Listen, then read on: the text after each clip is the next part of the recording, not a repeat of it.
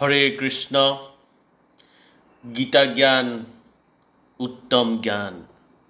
গীতা জ্ঞান মহৎ জ্ঞান। গীতা জ্ঞান পৰম জ্ঞান। আৰু এই পৰম জ্ঞান যি প্ৰাপ্ত কৰে তেওঁ মোক্ষ প্ৰাপ্ত কৰে। আজি এই গীতা জ্ঞান আপোনাৰ আগত লৈ মই গীতা পাঠ কৰিব খুজিছোঁ।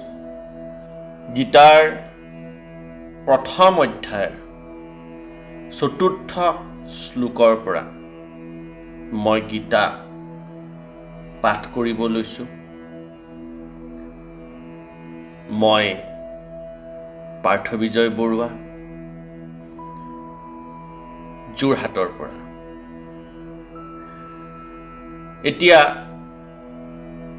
৪ৰ্থ শ্লোক পাঠ কৰাৰ আগতে তাৰ আগৰ শ্লোকটোত আমি কি পাইছিলোঁ? তাৰ আগৰ শ্লোকটোত অৰ্থাৎ ৩য় শ্লোকত দুৰ্যোধনে গুৰু দ্ৰোণাচাৰ্যৰ ওচৰত গৈ কৈছিলে যে সেই আচাৰ্য অৰ্থাৎ শিক্ষকজনক আচাৰ্য বুলি কয়। গতিকে সেই আচাৰ্য চক পাণ্ডুসকলৰ এই বিশাল সেনা, আৰু এই বিশাল সেনা আপোনাৰ বুদ্ধিমান শিষ্য দ্ৰুপদৰ পুত্ৰ ধৃষ্টদ্যুম্নই কিমান কৌশলেৰে সজাইছে। এনেদৰে দুৰ্যোধনে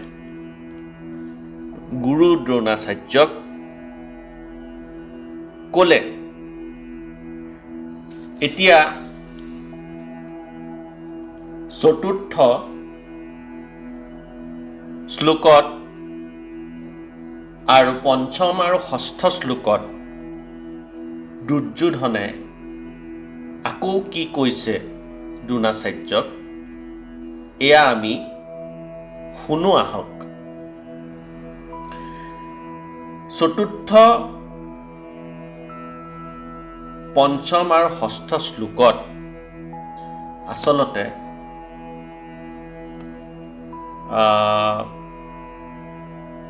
আচলতে দুৰ্যোধনৰ মনৰ যিটো ভয় আৰু শংকা সেয়া প্ৰকাশ পোৱা দেখা গৈছে।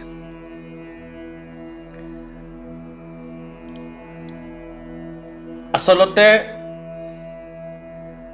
দুৰ্যোধনে যদিও বাহিৰত দেখুওৱা নাছিল, প্ৰকাশ কৰা নাছিল যে তেওঁ কোনো ধৰণৰ ভয় খোৱা নাই বুলি, কিন্তু তথাপিতো দুৰ্যোধনৰ মনত পাণ্ডৱ পক্ষৰ সৈন্য বা পাণ্ডৱৰ পক্ষে যি যোদ্ধা আছিল, সমৰ্থনত যি যোদ্ধা আছিল, সেই যোদ্ধাসকলক দেখি দুৰ্যোধনৰ মনতো শংকা আৰু ভয় আছিল।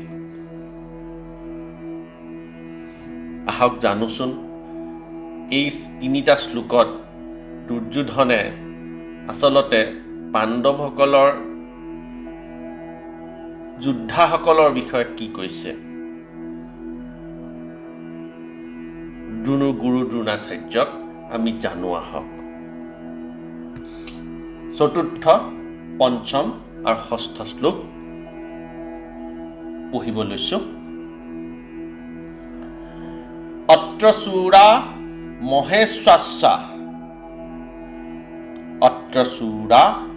মহেশ্বাস্য ভীমাৰ্জুনা সমায়ুধি যুদ্ধানো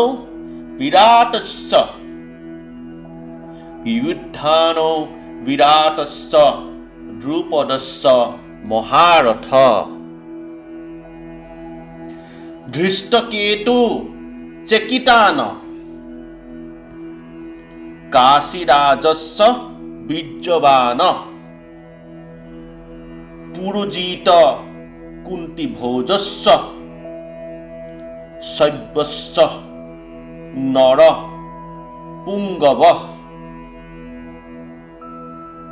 যুধা মন্যুস্য বিক্ৰান্ত উত্তমোজাস্য বীৰ্যবান সৌভদ্ৰ দ্ৰৌপদেয়াস্য সৰ্ব এব মহাৰথা। অৰ্থাৎ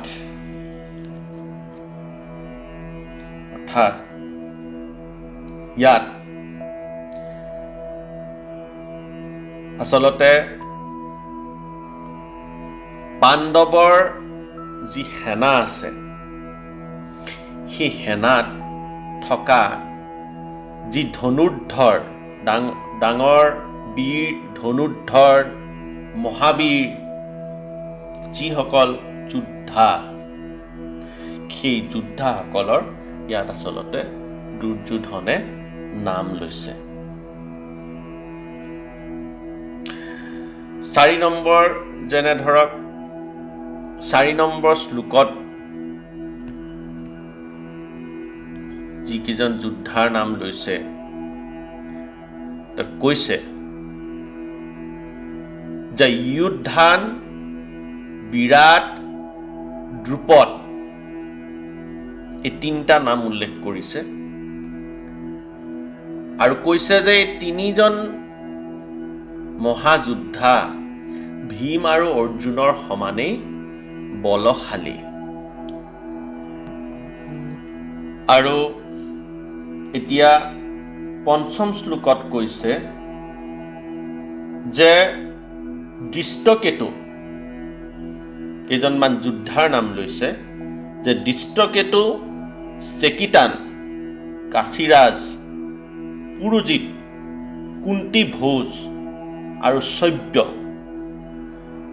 এনেধৰণৰ যোদ্ধাও পাণ্ডৱৰ লগত আছে।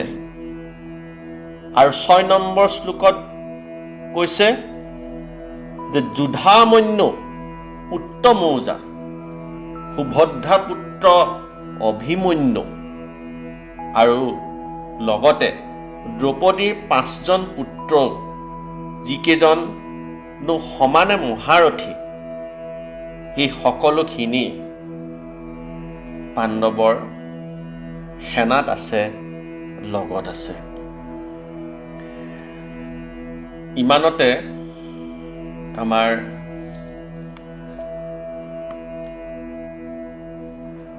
চতুৰ্থ, পঞ্চম আৰু ষষ্ঠ শ্লোকৰ ইয়াত সামৰণি হৈছে।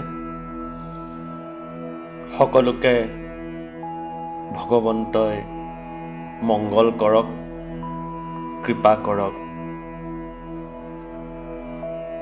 এই ভগৱন্তৰ চৰণত অনুৰোধ। আজিলৈ এৰিছোঁ।